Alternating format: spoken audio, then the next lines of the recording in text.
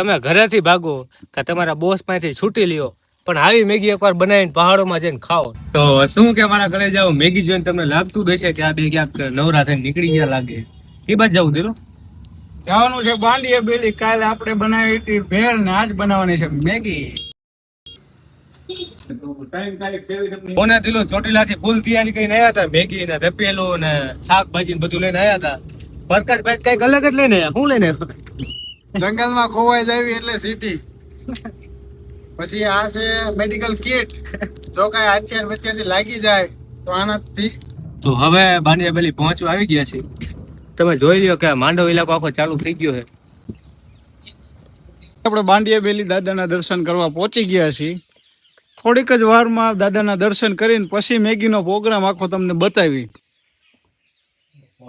પ્રકાશભાઈ લાકડા ભેગા કરે છે ને જો આપણો કારીગર તેણે ઝાડવાને કઈ નુકસાન ન થાય ને એવી રીતે આપણે ચૂલો રાખ્યો છે, એટલે કઈ ઉપાધિ નહીં. આજુબાજુ કઈ એવું હે નહીં હરગાયું. અને અહીંથી નીકળશું એટલે એમ ઓલવતા જઈશું એટલે ઉપાધિ નહીં. પ્રકાશભાઈ સુલો હળગાઈ નાખ્યો છે અને આપણે ભાઈ જોઈ લો કટિંગ કામ ચાલુ. કટિંગ કામ ચાલુ કરી દીધું છે ધીરે ધીરે.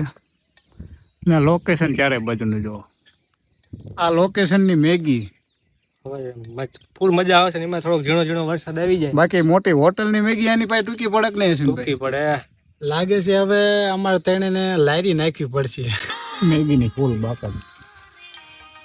દેશી મેગી હો, દેશી પ્યોર ઓર્ગેનિક હે, તેલ વગરની પાછી.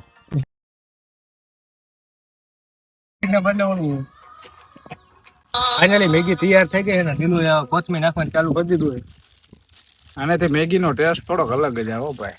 મેગી માટે જે હરગે એવું હતું ને આપણે પાણી નાખી દીધું છે કે જંગલમાં કે આગ લાગે એવું કઈ શક્યતા રહે નહીં. ફાઇનલી આપણી તાકાત વાળી મેગી બની ગઈ છે. તમે ખાવામાં ખાલી વેરાયટી છો. વેરાયટી પડીકા ને મેગી ને જાંબુ ને છાશ ને. પ્રકાશભાઈ કેવી મેગી બની? તાકાત વાળી કેવી બની છે મેગી? મોટી મોટી હોટલ હોય ને ત્યાં મેગી બનાવે એની કરતા 100 ગુણા હારી. તને કેવી મેગી લાગી? મેગી ભાઈ આપણે ઘરે કોઈ દી ખાતા નથી, પણ આ ભાઈ વારે બે મેગી ખાવાની મજા રહે ને એ કંઈક અલગ જ છે. ને આ વાતાવરણ હારે કાંઈ તમે ખાલી જોવો. તો મારા ઘરે જાવ આપણે જે કચરો કર્યો હતો એ બધો આપણે હારે લઈ લીધો છે અને બધી સાફ સફાઈ કરી નાખી એટલે હવે બધું આપણે નીકળી જઈએ. તો આપણે જે ચૂલો હરગાવ્યો તો એ ઠરી ગયો છે અને હવે કાંઈ પર્યાવરણને નુકસાન ન થાય એવું છે એટલે હાલો હવે આપણે નીકળી જઈએ. તો હવે આપણો વ્લોગ અહીંયા પૂરો થાય છે અને આપણે હવે નીકળવી છીએ ઘર બાજુ જવા માટે. તો મળીએ કાલે નવા વ્લોગ સાથે. ત્યાં સુધી લાઈક ને ફોલો કરી લેજો.